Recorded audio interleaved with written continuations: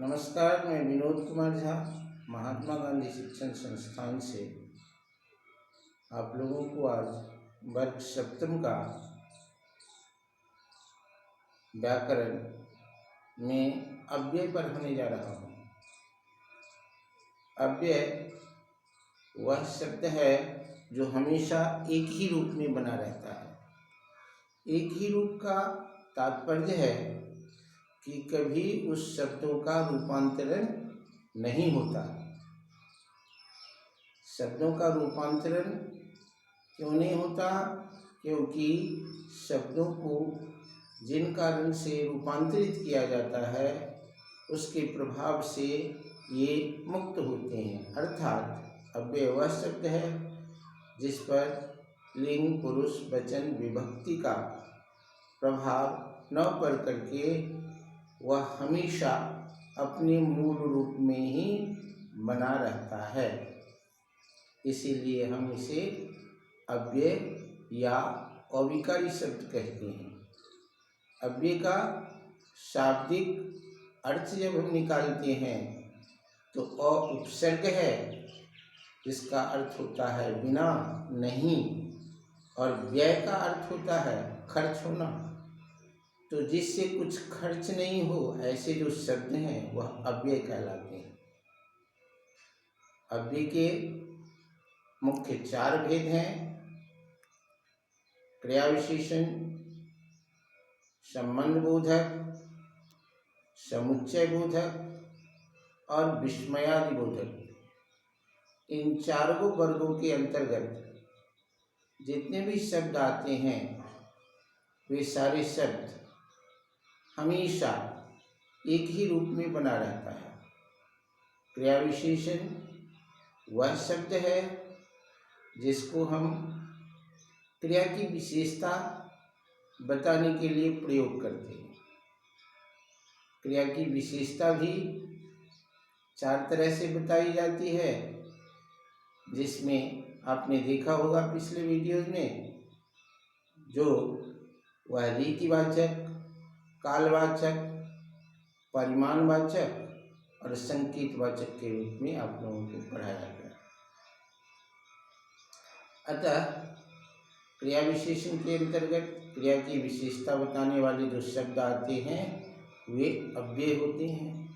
जैसे उदाहरण के तौर पर हमने कहा था कि जब हम कहते हैं कि वह जोर जोर से हंसता है, तो ये जोर जोर से जो शब्द है वह क्रिया विशेषण है।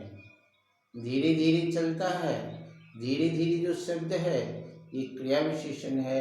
यह कभी धीरे धीरे छोड़ करके और कोई दूसरे रूप में आपके समक्ष नहीं आता है। इसके बाद हम संबंध बोधक की चर्चा किए। संबंध बोधक वह शब्द है जो एक संज्ञा और सर्वनाम का दूसरे संज्ञा और सर्वनाम के साथ संबंध स्थापित करता है। इन शब्दों के अंतर्गत भी वही अव्यय शब्द आते हैं जिनका रूप परिवर्तन नहीं होता है। जैसे हम कहते हैं कि मेरे विद्यालय के आगे तालाब है, तो के आगे जो शब्द है वह अव्यय है। घर के अंदर बिल्ली है,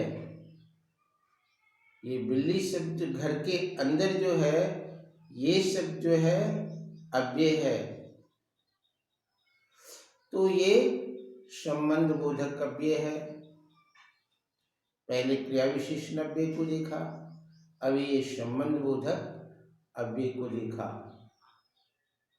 तीसरा अव्यय है समुच्चय बोधक। समुच्चय बोधक वह शब्द है जो 2 शब्द, 2 वाक्य को आपस में जोड़ने का काम करता है। यह शब्द जो जोड़ने वाला होता है वह समुच्चय बोधक अव्यय कहलाता है। जैसे हम कहते हैं दिन और रात, सुबह और शाम, यह दो शब्द को जोड़ता है। ये और, एवं, यथा, तथा, ये सब समुच्चय बोधक अव्यय है। दो वाक्य में हम कहेंगे कल वह विद्यालय नहीं आया क्योंकि बीमार था।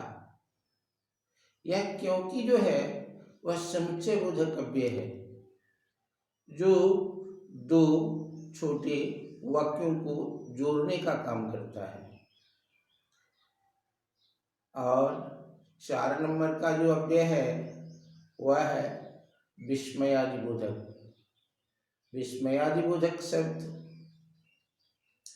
वे होते हैं जो अचानक हमारे मुंह से निकल जाते हैं और जिसका हमें गहरा अनुभव होता है, उसे हम विस्मयादिबोधक शब्द कहते हैं। किसी ऐसे बातों को देखकर अचानक हमारे मुंह से निकल जाता है, वाह कितना सुंदर दृश्य है। आज के बच्चे क्रिकेट प्रेमी अधिक होते हैं।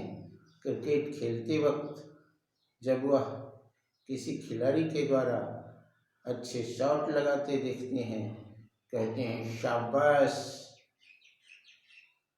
कैसा शॉट लगाया, वाह और शाबाश। ये जो है यह विस्मयादिबोधक अव्यय है।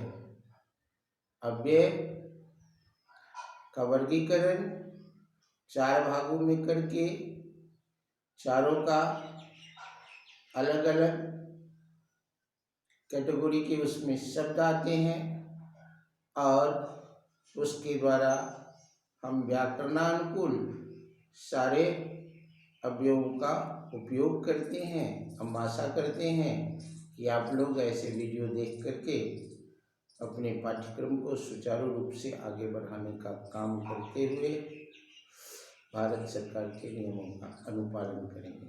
धन्यवाद।